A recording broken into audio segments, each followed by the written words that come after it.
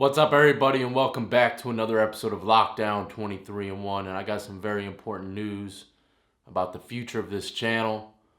I've been going through a lot lately, man. A lot that I haven't been putting on to y'all. And I'm not gonna lie, man. These freaking trolls, man. I'll tell you what, these trolls they broke me. I always tell y'all not to worry about trolls and stuff like that if you're starting a YouTube channel, but they broke me. I'm tired of it, man. I got a crazy story coming for y'all today, but this is going to be my last story.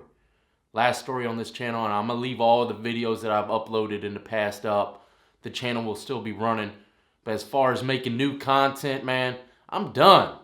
I'm done, dog. I'm done with all this freaking trolls. I'm tired of all the hate mail. I'm tired of it, man. It's ruining me and my wife's relationship. I'm tired of all y'all punk trolls, man. All y'all ever do is come onto this channel and run your freaking mouths, man. You wouldn't dare do that to my face in public, man. I guarantee that. But they won, man. I'm tired of it. I'm tired of it. I never enjoyed this social media stuff. I told y'all that a million times. And I'm tired of it, man. I just want to, before I get into this crazy story for y'all, I want to thank everybody who sent me gifts and have supported this channel, man. It's amazing. It's amazing what we've accomplished, and I just got one thing to say to y'all before I tell y'all this story, man. One last message, man.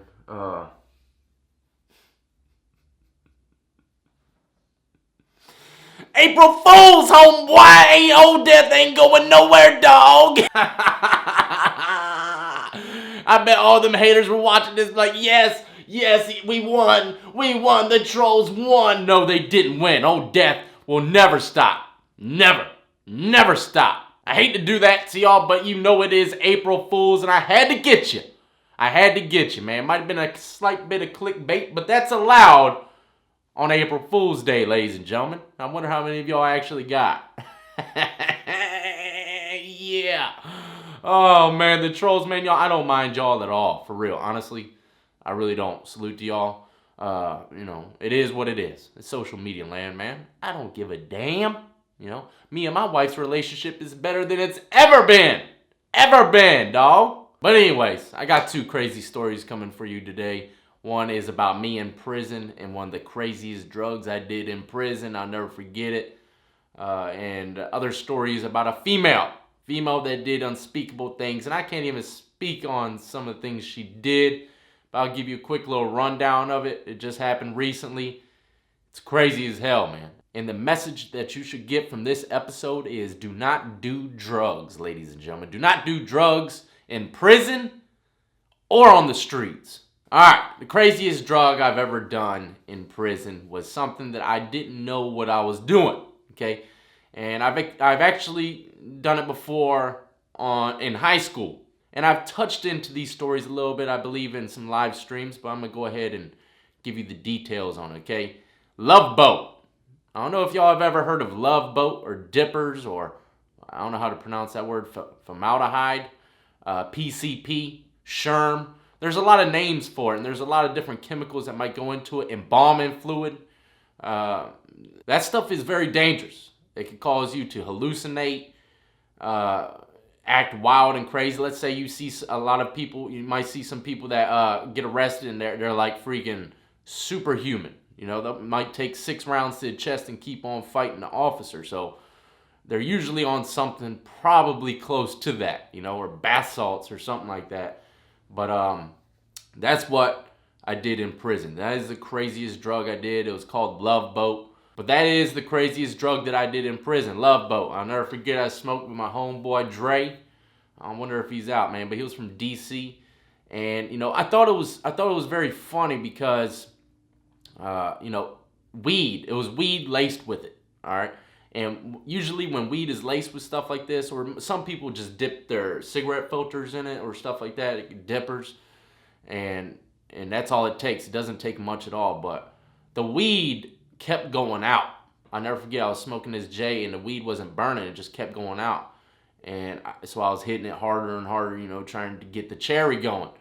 And I can't even remember how many hits, but it took effect on me, man. I thought I was just high at first, and then I caught myself going, because I was on a top tier. I was on the top tier, which is the second floor in the cell block. And I caught myself walking to the staircase like I was going to go down, but I didn't. And I squatted down and I was just sitting, standing at like a perched position. Not sitting down, but squatting down I was just scoping out the whole pod. And then, I'll never forget it, the stairs started like extending, if that makes sense. They were kind of extending and I was kind of getting a little bit of tunnel vision and I was stuck, man. I was just stuck there. And most of it was a blur, but I do remember thinking about the Mayflower and the compact. I remember I was reading this book about the truth about pilgrims.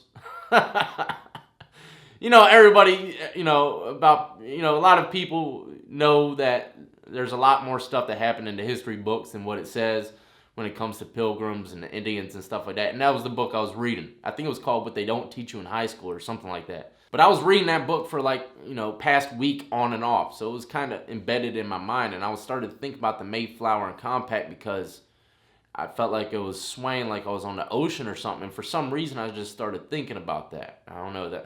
That's about all I can remember about the situation besides someone coming to pick me up. I had my homeboy. He noticed I was really high, man. I was high as gas. I wasn't moving. I was looking suspect as hell, just in a squat position over there on the top tier in the corner of the staircase. And I was there for a minute. So my homeboy came and tried to pick me up. I'll never forget when he tried to pick me up, I stayed in the position. I didn't stand up. He literally tried picking me up and I wouldn't leave the position I was in. I was like a statue. And after that, I got up and started walking around the pod. I walked up and down the stairs probably 5 times and went in my cell and out my cell probably 20 times.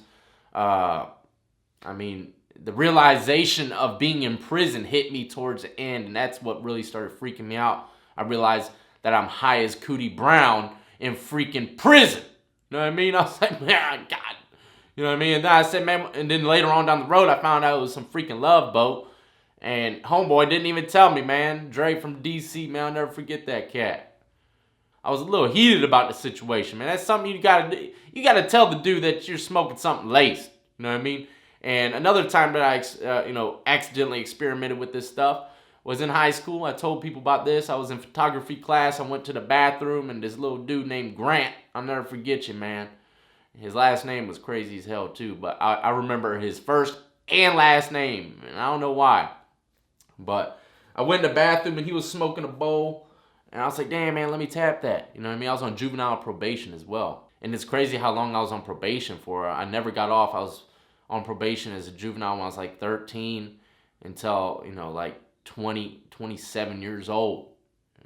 From juvenile straight to adult probation. So anyways, this guy, he was smoking a bowl. I said, man, let me hit that. I didn't care about popping dirty for urine screen. And as a juvenile, I didn't care. So I thought I was smoking some regular old weed. Well, I hit the bowl and I started walking back and I got into photography class, and that's when it all started hitting me. I was in the dark room, with the red light and all that stuff. It started hitting me. I was freaking the hell out. I thought I was dying. I went to the nurse's office.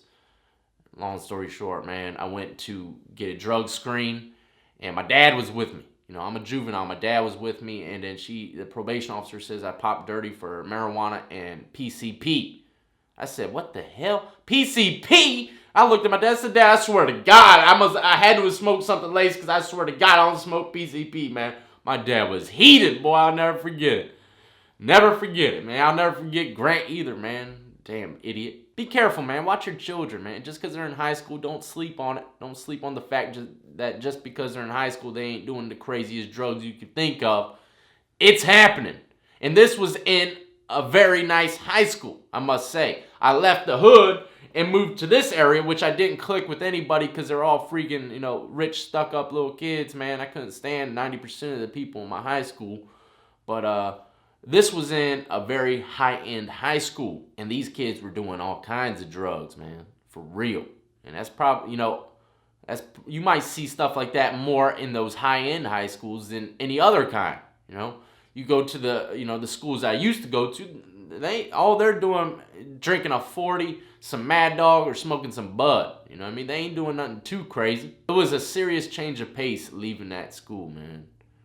It's crazy. But anyways, Those were two crazy stories of me doing Love Boat, PCP, formaldehyde, however you pronounce it. You know, all those drugs are pretty much the same, and they definitely make you hallucinate and do crazy stuff, man. It's crazy. Embalming fluid, you know. It's wild. It's wild, man. Be very careful what you're smoking. Oh, that brings me to the next story. A lot of individuals don't believe this, but this is truth, okay? Weed is being laced nowadays. You know, people are starting to use these drug strips on their weed that they buy on the streets, for real, because the weed is being laced, ladies and gentlemen. It's being laced either with synthetics, fentanyl. You might think, okay, yeah, that's all, you know, that's a myth. Weed ain't being laced with fentanyl. Well, there was a case not too long ago where, 12 people in, I think, New York City, Central Park or something, were ODing because the weed that they were smoking was laced with fentanyl. And it's not popular. It's not happening. You won't hear it on the news on a regular basis. But the story that I'm about to bring your way is another one. Just happened recently, okay? But a piece of advice to anyone that's out there still buying a lot of weed from, you know, street vendors, okay? Be careful, man. Be careful what you smoking, for real. You know, a lot of people are taking these weed strips. They'll just sprinkle a little bit of weed inside the little thing that the police shake around, and it'll tell you everything that's in that weed. If it's just THC, then you good. But, you know, sometimes it might pop for something else. And I know nobody's going to do that, you know, but I'm just saying, you know, that's what a lot of individuals that I've been reading lately have been doing with their weed because they feel as though it's laced. But anyways, let me read you this story really quick. A Pennsylvania girl, 3. I'm not going to go into detail on how she did this. I'm going to leave the article pinned for you, but this is a must read. I strongly suggest you go read this article. Okay, ladies and gentlemen, it says, a Pennsylvania mom admitted Wednesday to killing her 3-year-old daughter in 2016, according to multiple reports. Miss Lester, 33, pleaded guilty but mentally ill to third-degree murder. She faces between 20 and 40 years in prison when she is sentenced in June. And this article is from March 29th. 2019. Before the killing inside their mobile home in Jackson Township, she smoked marijuana laced with fentanyl and also used synthetic marijuana and bath salts. That's one hell of a combo. I wasn't myself, said Lester, who was also on medication at the time for bipolar disorder, anxiety, and depression. I don't remember anything. I blacked out. Now, I'm not going to go into detail. The rest of the article is detail of how she committed this unspeakable crime, but she says this in the courtroom. I'm sorry, I did not mean to do it, she told the neighbor, according to the prosecutors. You understand? I had to get the darkness out of her. I'm sorry. Man, this lady was mentally unstable. And like I said, I'm going to leave the link pinned in the comment section below. And I wasn't even going to do a damn video today, but it was April Fools, man. April Fools, I had to get y'all. But I hope y'all enjoyed. Do not forget to hit the like and subscribe button if you did. And check out all the links in the description of the video. My other YouTube channel, my gaming channel for all my gamers out there. The link will be pinned in the comment section below and in the description of this video. Go buy yourself some Lockdown 23-in-1 merchandise as well off of Teespring. Go check out my wife's channel. Subscribe to that one as well, The Compound 24/7. Starting the 15th, you are going to watch the whole move-in process, going into the new house, and a lot of behind-the-scenes vlogs, and, of course, the new baby's about to be born. She's going to have a lot of footage of all that stuff going on. So go subscribe to The Compound 24/7. And also, I know a lot of people, I told y'all I'm trying to do an interview with y'all. Please keep this in mind. I'm not going to do any interviews until after the 15th. Okay, interviews are done until the 15th. I got a lot of stuff going on with the equipment that I'm doing. I'm doing a lot of upgrades. And be patient. I got y'all, man. I ain't forget about y'all. I got a lot of wild and crazy freaking stories coming y'all's way. One of the first ones I'm going to be doing when I come back, after the 15th is about an individual that did time in Cali Penitentiary, and he was affiliated gangs, and he decided to become a Christian. And they put the green light on his head, and he came face to face with his assassin. And what happened after that is absolutely unbelievable. So stay tuned for that great episode coming y'all's way. And as always, I salute to every last one of you who've been supporting me since the beginning, and everyone who's just now joining the lockdown compound. Old Death ain't going nowhere, dog.